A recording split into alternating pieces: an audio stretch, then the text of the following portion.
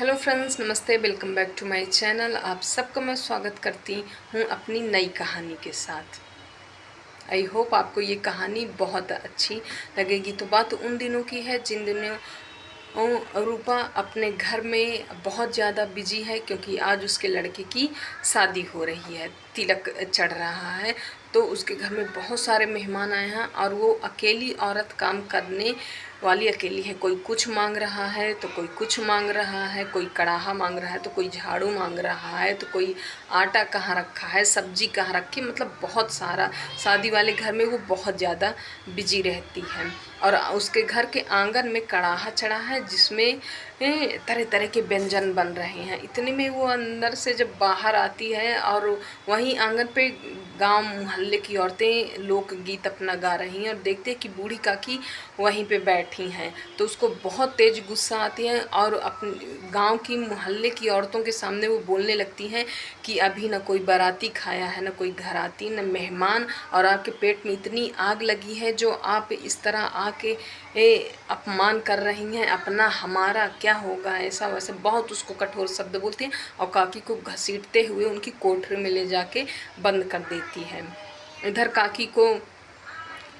काकी बेहोश हो जाती है। ऐसे एक दो बार काकी बार बार इसी तरह करती है। बार बार उसके जो भतीजे होते हैं, उनके लड़के होते हैं, रूपा होती है, तो वो बार बार उसको ले जाते हैं। इतने में उसको काकी बार बार ये अपमान सह कि उसको मूर्छा आ जाती है। ऐसे लगता है कि उसको किसी ने ऊंचे हुए पहाड़ से उसको ढकेल दिया है और वो बेहोश होके वहीं पड़ी रहती है।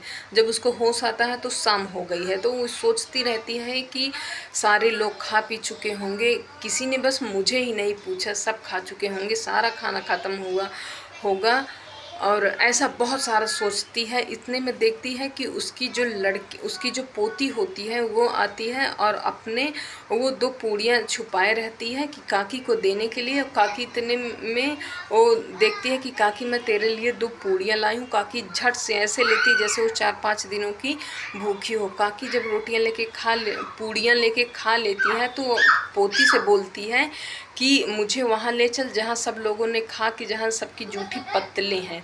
रूपा पहले तो वो पोती उनकी नहीं मानती है, लेकिन बाद में वो अब काकी के बहुत आग्रह करने पे वो मान जाती है। वो ले जाती है और जूठे पत्तलों के पास बैठा देती है और काकी उसमें से जो छूटा रहता है, किसी की दही छूटी है, किसी की ऐसे जूठी कचौड़ियाँ, तो वो सब बिन बिन के खाने लगती है। सहसा उधर रूपा की जब आंखें खुलती हैं और वो देखती है कि मुन्नी कहाँ गई, तो चारों तरफ देखती है। जब वो कोठरी से बाहर आती है तो काकी को देखती है और वो बहुत लज्जित होती है और ऊपर ईश्वर को याद करते हुए कहती है कि हाय राम, मुझसे ये कितना बड़ा अनर्थ हो गया। एक ब्राह्मणी को